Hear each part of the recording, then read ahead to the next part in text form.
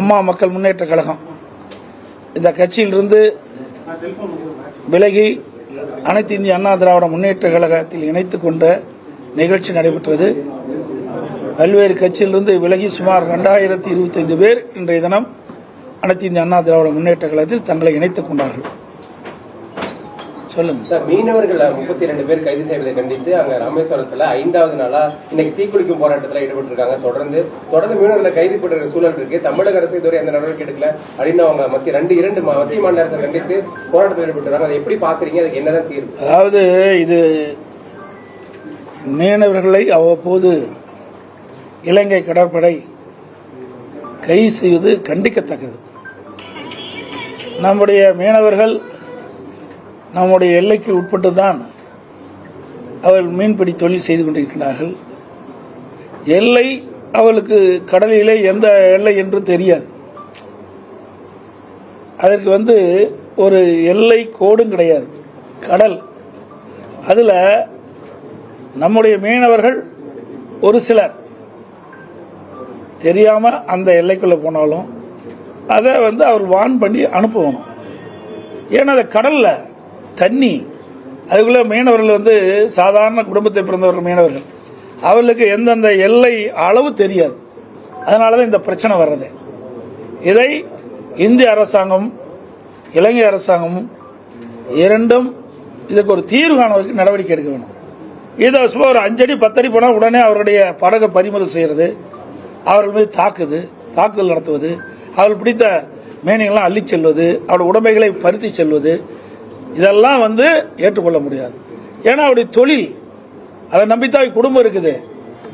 இதையெல்லாம் மத்திய அரசாங்கம் மாநில அரசாங்கம் உணர்ந்து இந்த கைது செய்யப்பட்ட மீனவர்கள் விடுதலை செய்வதற்குண்டான நடவடிக்கையை மத்திய மாநில அரசு எடுக்க வேண்டும்.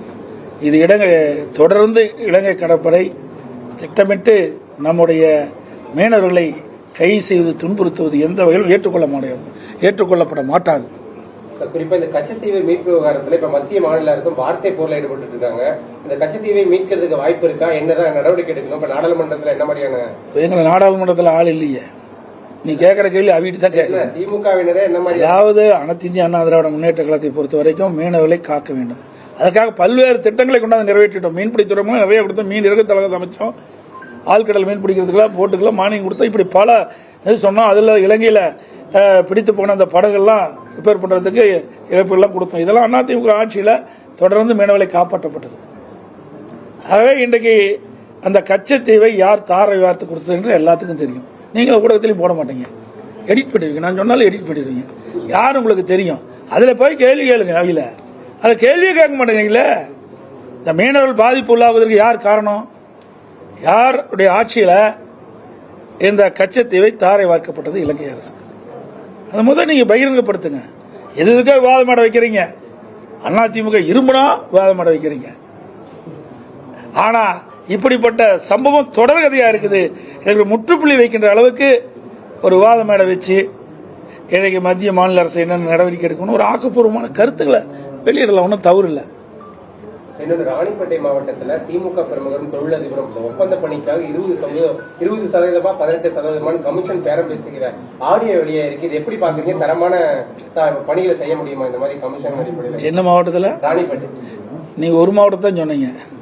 தமிழ்நாட்டில் இருக்கிற 38 சென்னை உட்பட 38 மாவட்டத்திலையும் இது சர்வசாதாரணமாக நடக்குது. திமுகவுடைய லட்சியமே கமிஷன், கலெக்ஷன், கரப்ஷன். இதுதான் தாரக மந்திரம். இது எல்லா மாவட்டத்திலும் நடக்குது. ஒரு மாவட்டத்தில் சொல்லாதீங்க. ஒரு மாவட்டத்தில் வெளியில் வந்துருக்குது, மீ மாவட்டத்தில் அங்கங்கே இருக்குது.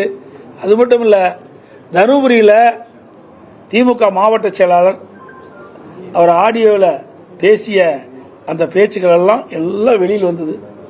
அதில் என்ன சொல்றாரு? மாவட்ட நிர்வாகத்தை ஆளுகின்ற அந்த மாவட்ட ஆட்சித்தலைவர் மிரட்டுறார். சட்ட ஒழுங்கை காக்கக்கூடிய மாவட்டத்தில் சட்ட ஒழுங்கை காக்கக்கூடிய மாவட்ட காவல்துறை கண்காணிப்பாளர் மிரட்டுறார். நான் சொல்வது கட்டுப்பட்டு இருந்தால் இங்கே இருக்க முடியும், இல்லாவிட்டால் இங்கே இருக்க முடியாது என்று மிரட்டுறார். ஒரு கலெக்டர் மிரட்டுறாரு, ஒரு எஸ்பி மிரட்டுறாரு. அப்படின்னா சாதாரண அலுவலர்லாம் எங்கே போய் நிற்க போறாங்க? இந்த ஆட்சியில் எவ்வளவு ஒரு மோசமான கொடுமையான நிகழ்வு நடந்துட்டு இருக்குது. அரசு எந்திரம் எப்படிலாம் தவறாக பயன்படுத்துது. இதெல்லாம் பத்திரிகையில் போடுங்க. இதுக்கெல்லாம் ஒரு விவாத மேடை வைங்க. இந்த நிகழ்ச்சி வாயிலாக கேட்டுக்கொள்றேன், இதுக்கெல்லாம் ஒரு விவாத மேடை வைங்க. தவறு செய்வதை தட்டி கேட்க வேண்டும். ஊடகத்தினுடைய பணி நடுநிலையோடு செயல்படுங்க. மக்களுக்கு சார்ந்த பிரச்சனை, மக்களை சார்ந்த பிரச்சனை என்ற பொழுது ஊடகத்தில் நீங்க வெளிப்படுத்தணும். விவாத மேடையில் இதை வச்சு விவாதிங்க. எங்களை பத்தி விவாதிக்கல, விட்டுருங்க. இனிமேல் என்னதான் விவாதிச்சு என்ன பிரயோஜனம்? எப்ப பார்த்தாலும் 8 வருஷமா என்னை பத்தி தான் விவாதிக்கிறீங்க. நான் எப்போ முதலமைச்சர் ஆனோம் அன்றையிலிருந்து இன்றைக்கு வரைக்கும் எடப்பாடி பழனிசாமி பத்தி தான் விமர்சனம் செஞ்சுட்டு இருக்கிறீங்க. அதிமுக கட்சி பத்தி தான் விமர்சனம் செய்யறீங்க. திமுக இவ்வளவு அக்குறு நடக்குது, எவ்வளவு அநியாயம் நடக்குது, இதையெல்லாம் ஊடகம் வெளிச்சத்துக்கு கொண்டு வர ஏன் மறுக்கிறீங்க? 2026 தேர்தலில் பாஜகவோடு கூட்டணி சேர்றதுக்கு அதிமுக பேச்சுவார்த்தையில் ஈடுபடுறதா ஒரு தகவல் ஒரு செய்தி. நான் தான் நேரத்தே சொல்லிட்டேன், அதிமுக திராவிட முன்னேற்ற கழகத்தை வீழ்த்துவதற்கு தயாராக இருக்குது. எங்களுக்கு ஒரே எதிரி திமுக தான், மற்ற எந்த கட்சி எங்களுக்கு எதிரி கிடையாது. புரியுதா? திமுக வீழ்த்த வேண்டும், அதுதான் எங்களுடைய குறிக்கோள். ஓட்டுகள் சிதறாம, அந்த சிதறுகின்ற ஓட்டுகள் ஒருங்கிணைந்து திமுக வீழ்த்துவதுதான், மக்கள் விரோத ஆட்சி வீழ்த்துவதுதான் அதிமுக தலையாய கடமை. அதுதான் நாங்கள் வருகிற 2026 நடக்கும். நாங்க பாஜக கீஜாக்களை 6 மாசம் கழிச்சு கேளுங்க. அதாவது எல்லாமே யூகத்தின் அடிப்படையில் கேட்கிற கேள்வி. இதுக்கு என்ன பதில் சொல்ல முடியும்? நாங்க தான் சொல்லிட்டோமே, யாரெல்லாம் அங்க இருக்கிறாங்க, யாரெல்லாம் இங்க இருக்கிறாங்க, எல்லாம் 6 மாசத்துக்கு முன்னாடி சொல்லப்படும். இது ஒன்றும் மறைச்சிட்டுலாம் செய்ய முடியாது, வெட்ட வெளிச்சமா செய்யப்படும், செயல்படுத்தப்படும். இதுல எந்த ஒரு மாற்று கருத்தும் கிடையாது. தற்போது இதுதான் நிலை. இன்னும் 1 வருஷம் இருக்குதுங்க தேர்தலுக்கு. சீமான் விவகாரத்துல தமிழக காவல்துறை நடந்துகிட்ட விதம், அதே போன்று இந்த சீமான் இந்த விவகாரத்துல எப்படி பாக்குறீங்க? இதெல்லாம் தனிப்பட்டவருடைய நபருடைய கருத்து. இதெல்லாம் வீட்டுல போய் அதாவது தனிப்பட்ட நபருடைய பிரச்சனை. இது பொது வழியிலாம் அவரே சொல்லிட்டாரு, எவ்வளவு அசிங்கப்படுத்துறான்னு சொல்றாருல. இதெல்லாம் நீங்களும் கேட்டு அசிங்கப்படுத்துறீங்க. நானும் ஒரு கட்சியில் பொருள் இருக்கிறேன், அவர் ஒரு கட்சியில் இருக்காரு. தவறான கருத்துலாம் வேண்டாம். இதெல்லாம் இது கேட்கிற கேள்வி கேட்க மாட்டேங்கிறீங்க. எந்தெந்த கேள்வி முக்கியமா, நாட்டு மக்களுக்கு எது முக்கியமோ அதெல்லாம் கேட்க மாட்டேங்கிறீங்க. தேவையில்லாத கேள்வி எழுப்பி அது ஒரு உங்களுக்கு விறுவிறுப்பான செய்தி வேணும் எங்க மூலமா, நாங்க தான் கிடைச்சோமா? தாக்கல் செய்ய போறாங்க, உங்க கோரிக்கை ஏதாச்சும் வைக்கிறீங்களா தமிழக அரசுக்கு? என்ன, நாங்க தான் நிறைய கோரிக்கை வச்சுட்டு தான் இருக்கிறோம். என்ன செய்யறாங்க இந்த ஆட்சியில், என்ன செஞ்சிருக்கிறாங்க? இங்க இருக்கிற ஊடக நண்பர்கள், பத்திரிகை நண்பர்கள் அனைவருக்கும் தெரியும். சேலம் மாவட்டம் அதிமுக ஆட்சியில் எத்தனை திட்டத்தை கொண்டாங்க சொல்லுங்க பார்க்கலாம். கொண்டு வந்த திட்டத்தை கூட முடிவை நிறைவேற்றலையே. இங்க புறவழிச்சாலை அமைக்கிறதுக்காக நாங்கள் நடவடிக்கை எடுத்தேன். ஏன்னா இன்னைக்கு ஆத்தூர் நகரம் வளர்ந்து வருகின்ற நகரம், அந்த நகரத்துக்குள்ள வாகனங்கள் செல்கின்ற பொழுது விபத்துக்குள்ளாகுது, போக்குவரத்து நெரிசல் ஏற்படுது, இதனால் மக்கள் பாதிக்கப்படுறாங்க. அதை கருத்தை புறவழிச்சாலை கொண்டு வரதுக்காக நாங்கள் திட்டம் தீட்டி எல்லா வேலையும் பண்ணோம். அதை நிறைவேற்றினாங்களா? இல்லை. எவ்வளவு திட்டம். அதே மாதிரி இங்க இருக்கிற நதி வெஸ்ட் நதி தானே, வெஸ்ட் நதியில எங்க ஆத்தூர்ல இருக்கிற அந்த அசுத்த நீரெல்லாம் போய் கலக்குது, அதை சுத்தப்படுத்தி விடலான்ட்டு அதுக்கு ஒரு திட்டத்தை உயர்த்தணும். அதையும் கிடப்பில் போட்டாங்க. ஏன்னா வெஸ்ட் நதியில இந்த நதிநீர் மாசுபடுது. அது மாசுபடாமல் இருக்க இந்த நகரத்திலிருந்து வெளியேறுகின்ற அசுத்த நீர் சுத்தப்படுத்தி அந்த வெஸ்ட் நதியில் விட வேணும். அது ஒரு திட்டம், அதையும் கைவிட்டுட்டாங்க. இப்படி பல திட்டங்கள் அதிமுக ஆட்சியில் கொண்டு வந்த திட்டம்லாம் நிறுத்திட்டாங்க. சேலம் மாவட்டத்தில் நிறைய திட்டங்கள் நாங்கள் கொண்டு நிறைவேற்றிக்கிறோம். 234 தொகுதியிலையும் அதிமுக ஆட்சியில் தான் மக்களுடைய பிரச்சனைக்கு தீர்வு கண்ட ஒரே அரசாங்கம் அதிமுக அரசாங்கம். 234 தொகுதியிலையும் எம்எல்ஏக்கள் 10 கோரிக்கைகளை வைக்க சொல்லியிருந்தாங்க. அந்த 10 கோரிக்கைகளை எல்லா கட்சியை சேர்ந்தவங்களும் வச்சாங்க. எல்லாம் வச்சாங்க, கோரிக்கையோட தான் இருக்குது. இன்னும் அதுக்கு தீர்வு காணல. அவைதாங்க எப்பவுமே கவர்ச்சிகரமா பேசுறதாச்சே. பேசுவது அழகா இருக்கும், செயல்ல ஒண்ணுமே கிடையாது. செயல்ல 0. 10 கொடுத்தோம், 10ல் இப்போ 4 தான் எடுத்திருக்குன்னு வந்திருக்குது. இன்னும் 4க்கு நிதி ஒதுக்குனாங்களா இல்லையான்னு தெரியல. இன்னொரு 9 மாசம் 8-9 மாசம் தான் இருக்குது. அவர்கள் எப்போ வார்த்தை ஜாலங்கள்ல வல்லவர்கள், புரியுதுங்களா? திட்டத்தை செயல்படுவதில் பிற்போக்கானவர்கள். தமிழக முதல்வர் அப்பா அப்பான்னு சொல்லி மக்கள்கிட்ட ஒரு அழுத்தம், அம்மா எப்படி அம்மா அம்மான்னு கூப்பிட்டு அந்த மாதிரி நீங்களும் அப்பா அப்பான்னு கூப்பிடுங்க. இதெல்லாம் கேட்டா எப்படி சொல்றதுன்னு தெரியல. இதை எப்படி சொல்றது தெரியல. ஒரு முதலமைச்சராக இருக்காரு, ஒரு கட்சியுடைய தலைவராக இருக்காரு, அவரே உணர வேணும். எதை சொல்ல வேணும், எதை சொல்லக்கூடாதுன்னு அவரே உணர வேணும். அப்பா அப்பான்னு சொன்னா பிரச்சனை வந்து குடும்பத்தில் உண்மையா தப்பா ரைட்டா சொல்லுங்க பார்க்கலாம். அது பிரச்சனை ஆயிருக்க வேண்டாம். சார் தேமுதிக கட்சி கூட்டத்தில் அதிமுக என்ன தீர்மானங்கள் சார்? அது எப்படி போய் இப்ப சொல்ல முடியும்? நாளைக்கு தான் கூட்டம் போடுறாங்க. எங்களுடைய இன்னைக்கு சொல்லிட்டா நாளைக்கு என்ன வேலை எங்களுக்கு? நம்ம சார்பா யாரு பங்கேற்காங்க? அனைத்து இந்திய அண்ணா திராவிட முன்னேற்ற கழகம் எங்களுடைய நிலைப்பாட்டை நாளை நடக்கின்ற அந்த கூட்டத்தில் தெரிவிக்கப்படும். சார் தேமுதிகவுக்கு கடந்த கூட்டணி அப்ப ராஜ்யசபா அதெல்லாம் உரிய நேரத்தில், அதாவது இந்த கூட்டணி கீட்டணி இதெல்லாம் விட்டுருங்க. நீங்க தேவையில்லாத கேள்வியெல்லாம் கேட்க வேண்டாம், புரியுதா? அது யார் சொன்னா? நாங்க தான் சொன்னோமா? சொல்லுங்க பார்க்கலாம். நாங்க தான் சொன்னோமா? யாரும் சொல்ற கேள்வி எங்களை கேட்காதீங்க சார். நாங்க ஏதாவது வெளிப்பட்டணுமா? தேர்தல் அறிக்கை வந்ததில்ல, நாடாளுமன்ற தேர்தல் இருந்ததில்ல.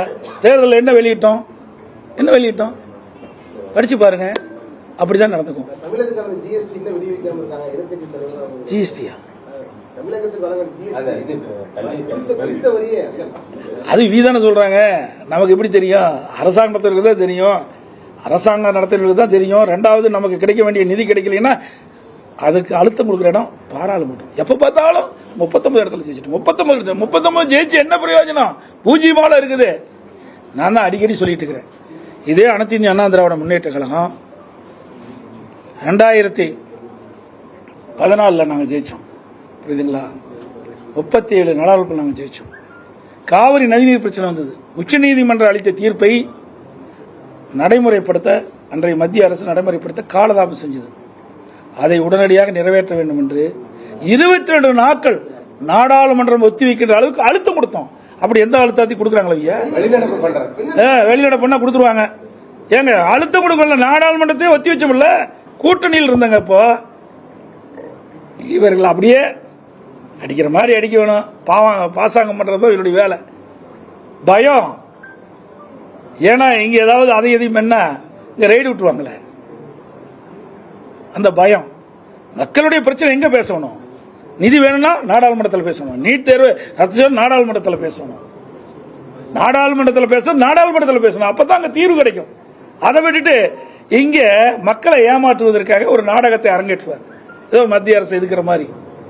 மத்திய அரசு எந்த காலத்திலும் எதுக்க மாட்டாங்க. அவ்வளவு ஊழல் பண்ணி வச்சிருக்காங்க. சார், உங்களுடைய தேர்தல் அந்த பரப்புரை, இன்னொன்னு அந்த சுற்றுப்பயணம் விவரம், இப்ப நீங்க ஊர் ஊரா போயிட்டு மக்களை சந்திக்கிற திட்டம் எப்ப தொடங்க போறீங்க? அது உங்களுக்கு தொடங்கும் போது உங்களுக்கு தெரிவிக்கப்படும். ஏன்னா இப்ப வந்து பட்ஜெட் கூட்டம் அறிவிச்சிட்டாங்க. அடுத்து மானிய கோரிக்கை நடக்கும். இதெல்லாம் முடிஞ்ச பிறகு உரிய முறையில் தலைமை கழகம் வெளியிடும். அனைத்து ஊடகங்களுக்கும் பத்திரிகைகளுக்கும் நன்றி, வணக்கம்.